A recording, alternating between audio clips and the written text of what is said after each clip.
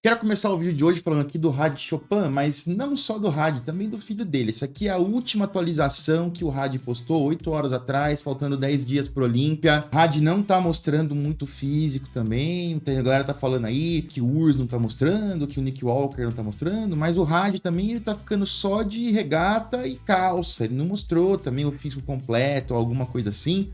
Embora ele pareça estar muito forte, muito volumoso. Muita gente acompanha também o filho do Had Chopin, Muhammad. E ele tem a genética, a gente vê ele sempre na academia, fazendo poses e treinando com o Had Chopin, o que faz a gente imaginar que ele também queira se tornar um fisiculturista. Foi justamente isso que o Honey Rumble perguntou pro Had Chopin num podcast que ele fez com o Had. E o Had fala o seguinte, que o filho dele o vê como um modelo a seguir e quer ser seu sucessor. Olha só que legal, que interessante, cara. O filho dele quer competir e quer fazer história no Olímpia também. Só que o Had fala que as suas visões são diferentes. E o Had pensa que seu filho tem que ter a sua própria carreira, a sua própria vida, diferente da dele. E o Had afirma e confirma que o seu filho tem mais oportunidades. E o Had cita aprender inglês como uma dessas oportunidades. E o Had fala que o filho dele, aprendendo inglês, vai ficar conectado globalmente. Diferente do Had, que não fala. E isso é o Had falando, tá? Não sou eu.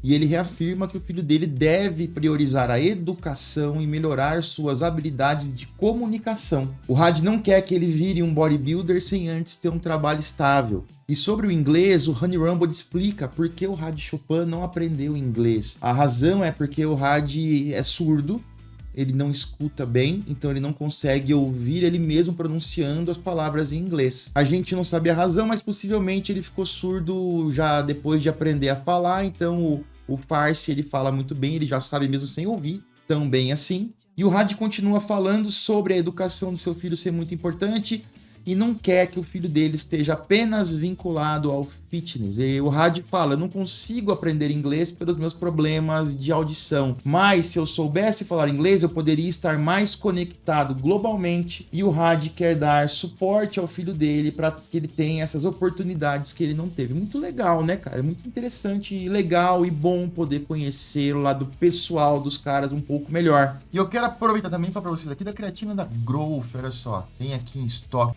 Creatina monoidratada, creatina Creapure, 100 gramas, 250 gramas. A creatina Creapure da Growth, tem nem o que falar, né? Qualidade internacional. Preço direto de fábrica, a Growth vem direto para vocês, sem intermediário. Vocês conseguem um produto, uma creatina com excelente custo-benefício. E a gente sabe que a creatina é um dos suplementos mais comprovados, não tem como ficar sem. Corre lá agora então no gsplementos.com.br e usa o meu cupom. Você está fortalecendo quem fortalece o canal e permite que a gente continue produzindo conteúdo de qualidade para vocês aqui. Muita gente me marcou, mandou mensagem aqui nessa postagem do Who is the Best Bodybuilder sobre o reto femoral do Keone Pearson, que tá parecendo um... vocês entenderam aí o que ele quis dizer, né, cara? Eu achei um pouco de sacanagem. Primeiro, temos que dizer que o condicionamento do Keone não vai deixar a desejar. Era um problema consistente com ele e agora, faltando 2 semanas pro Olímpia, ele é um dos caras mais secos que a gente vê aí entre Open 212, etc. A gente vê estriações na perna, a perna parece um zíper. E num primeiro momento, eu achei que essa parte aqui fosse uma continuação do vasto lateral. Esse lado aqui, com toda certeza, é a junção do reto femoral com o músculo sartório, que tá aqui. Olha só que essa foto deixa muito evidente, ó, esse aqui é o sartório, esse músculo alongado que corre aqui na parte interna da coxa. Temos aqui o reto femoral e a gente vê que termina bem ó, a divisão entre um e outro aqui, então não tem aquele prolongamento, é realmente o formato mais comumente visto. Agora, aqui a gente vê claramente que essa partezinha superior realmente é uma variação anatômica, uma continuação do reto femoral, que tem uma separação clara aqui do vasto lateral. Interessante isso aí. Quero falar agora do feedback que o Tyler Manion deu sobre o show do Gorilla contra o Adrian Cironet, da Classic Physique do Reino Unido, que garantiu a vitória do Gorilla e a sua vaga para o Olímpia. Tem pontos muito interessantes e muito positivos e um ponto que eu considero um pouco negativo. Vamos lá. A primeira pose comparada foi duplo bíceps de frente. O Tyler falou que foi um show bem apertado, que os árbitros fizeram eles posarem bastante, fazer vários rounds de pose aí para decidir. Então guarda essa informação. Já falei sobre isso antes e é uma preocupação que eu tenho que poderia ser mudado. Duplo bíceps de frente. O Tyler começa dizendo que prefere o Adrian nessa pose por causa do seu V-taper muito bom, dos braços sólidos e bem divididos. Ele também tem bons dorsais que terminam numa cintura bem estreita e bem apertada, e os seus quadríceps de frente parecem fortes, arredondados e cheios, trazendo uma boa proporção. Sobre o gorila, ele fala que ele tem braços muito bons, embora pudessem ser um pouco maiores. Ele também fala que a cintura do gorila é menor do que a do Adrian, porém, os dorsais do Adrian acabam saindo mais, o que faz um V-taper maior e mais pronunciado. Nas pernas, o gorila estava mais cortado e separado, porém, segundo Tyler, o Adrian tinha mais volume e isso trazia mais equilíbrio para o seu físico. Por isso, pose vencida pelo Adrian Cironek, 1-0 para ele. No peitoral de lado, o Tyler fala mais uma pose muito próxima. Ele diz que a espessura do peitoral do gorila é maior que a do Adrian, segundo o Tyler, e um pouco disso, na minha opinião, se deve à maneira de posar. A gente percebe que o gorila posou muito bem aqui. Ele posicionou seus braços e escápulas muito bem. Ele elevou e expandiu a sua caixa torácica, o que fez com que ele ficasse mais largo, de ombro a ombro, e conseguisse mostrar melhor a sua parte superior aqui do físico. O Tyler também fala sobre a face lateral do braço, essa face aqui. O Tyler fala que o Adrian tem a face interna do braço melhor, mais dividida, e que o gorila tem a face externa do braço melhor. E aqui é uma opinião minha. Isso pode ter acontecido possivelmente pela maneira de posar também. Vocês percebam aqui que o gorila, ele posa perfeitamente. O gorila, de lado, ele consegue expandir o peitoral e girar de uma maneira que ele mostre realmente a face lateral para a arbitragem. O Adrian, ele não se gira tanto e ele segura a mão muito aqui, ó. Então ele fica mostrando mais a parte de trás do braço dele do que a parte lateral. O braço tem que ficar aqui, ó, perpendicular com o seu corpo. A parte de fora, essa face externa do braço tem que ficar bem de frente para a arbitragem. Você vai segurar o braço aqui. Ele puxou para cá e fez isso. Por isso que ele não conseguiu mostrar muito bem. Nas pernas de lado, o Tyler fala que o volume é similar, cara. Eu também aqui eu discordo.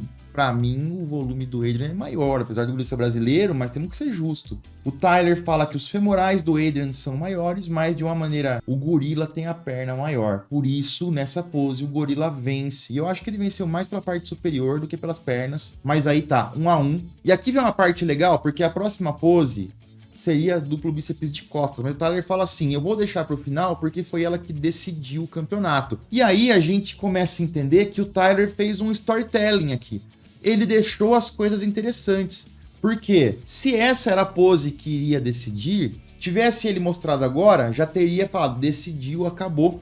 Então ele cria um suspense pra gente. E eu acho que essa maneira do Tyler explicar as competições, ela traz um entretenimento melhor e ela demonstra que sim, um campeonato pode ser julgado e pode ser pontuado em tempo real, pose a pose, o que traria uma adição de entretenimento muito grande pro show. Seria mais legal de assistir, porque você tá ali, pô, tá 1-0, agora tá 1-1, agora tá 2-1. Pô, essa pose aqui, duplo bíceps de costas, pode decidir, então vamos deixar ela pro final. Vocês entenderam que cria realmente dá uma outra dinâmica pro campeonato? Até mesmo o lance de pontuar as poses. Eu acho que mais do que colocar no scorecard quem ficou em primeiro, segundo e terceiro pela pontuação, podia colocar poses ganhas. A gente imaginava que talvez não fosse assim que era julgado, né? Será que eles julgam pose por pose? Como que eles fazem? Nesse vídeo aqui o Tyler deixa claro que eles vão julgando pose por pose. No bíceps de costas ele dá essa dica, eu vou falar já já sobre isso. Mas agora aqui sobre abdominais e coxas, o Tyler falou que foi uma pose muito próxima também.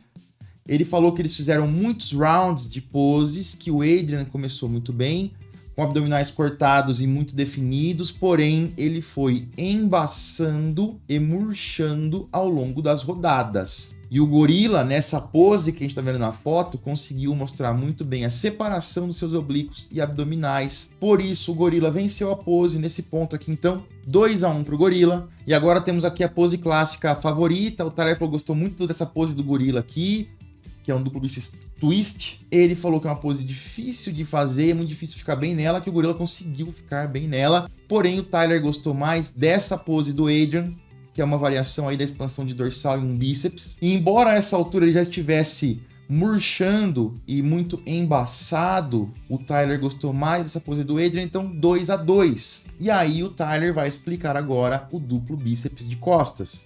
E o mais louco é o seguinte, vocês imaginem que se já tivesse dado a pontuação do bíceps de costas, o gorila ganhou. Então, obviamente, tá 2-2 nesse momento, é a última pose. É claro que o gorila vai sair vencedor dessa pose. E se ele coloca a pose na ordem certa, na hora que o gorila tivesse vencido abdominais e coxas, tinha acabado. A pose clássica não seria necessária porque estaria 3-1, já não teria como ele virar. Por isso que ele deixou por último para crescer suspense. Então é mais legal assim. Mas depois desse elogio que eu acho muito legal, aqui vem a parte que eu não acho legal, que eu acho ruim, que precisaria ser mudada, na minha opinião. E eu falo isso faz tempo já. O Tyler fala que foi uma pose muito próxima e ele fala o seguinte: a princípio eu tinha dado a pose pro Adrian. E ele explica, na primeira rodada do primeiro call-out, ele marcou essa pose na planilha dele para o Adrian, ou seja, eles têm uma planilha de poses que eles vão marcando qual pose cada atleta vence, ou seja, de alguma maneira, essa planilha poderia ser colocada num telão, ou ser traduzida num gráfico, em pontos, alguma coisa assim, para que tivéssemos a pontuação em tempo real. Cara, eu garanto para vocês, eu tenho certeza que se você perguntar para 100 fãs ou 10 mil fãs, 99% vão falar que preferiam desse jeito, com os pontos em tempo real. E isso traria mais atenção. Você imagina, cara, o cara assistindo, pô, tá 2-2 e agora essa última pose vai definir. Com certeza mudaria a dinâmica e traria muito mais atenção e entretenimento para as comparações do bodybuilding. Só que depois do primeiro confronto, os árbitros conversaram e eles, segundo o Tyler, eles sabiam que seria muito próximo, que seria 3-2 para um dos dois lados. E aí eles chamaram no final o top 4 e foram fazendo rodadas. E foram fazendo rodadas, e foram fazendo rodadas, e foi aí que o Adrian começou a murchar e embaçar. Isso fez com que ele perdesse a pose, isso fez com que alguns árbitros, inclusive o Tyler, mudasse a pontuação para a vitória do gorila, porque ele falou, quanto mais eles posavam, mais o Adrian ficava embaçado, e quanto mais eles posavam, melhor o gorila ficava. Claro que isso deu vitória pro gorila, foi excelente, sensacional, mas se fosse o contrário, a gente estaria brigando muito aqui. E o que eu digo, eu fico muito feliz que a Pro League entende que são críticas construtivas visando melhorar o esporte. Só que, quando se faz rodada em cima de rodada, em cima de rodada, em cima de rodada, e não se tem um número determinado de rodadas de rounds que podem ser feitos, ou seja, cara, pode ser feito no máximo 3 rodadas por confronto, ou 2 rodadas por confronto, ou sei lá. Quando não se tem isso, pode-se ter a impressão que a arbitragem pode perceber que um cara está ficando embaçado e pior e continuar rodada após rodada até que esse cara chegue na condição que faça ele perder uma pose, por exemplo. Tô falando que foi isso que aconteceu?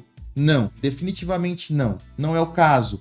Só que não ter essas regras claras podem dar margem a esta interpretação, o que não é bom para o esporte, não é bom para a credibilidade do julgamento. Seria mais ou menos que num jogo de futebol, pô, terminou, tá 1-0 para tal time, terminou, mas aí o árbitro, não, vai ter prorrogação. Agora tá 1-0 ainda, não, prorrogação de novo, ou acréscimo, vai dando acréscimo, até o time empatar. Mas tá aí a explicação, o gorila vence por 3-2. A gente entende mais uma vez como as poses são importantes, como condicionamento é importante, no sentido de ter endurance, ter resistência para continuar posando durante várias rodadas, porque pode ser que eles peçam isso para vocês, atletas. Quero muito a opinião de vocês, comenta aí para mim, vou ficando por aqui, já já eu volto com mais vídeos. Valeu!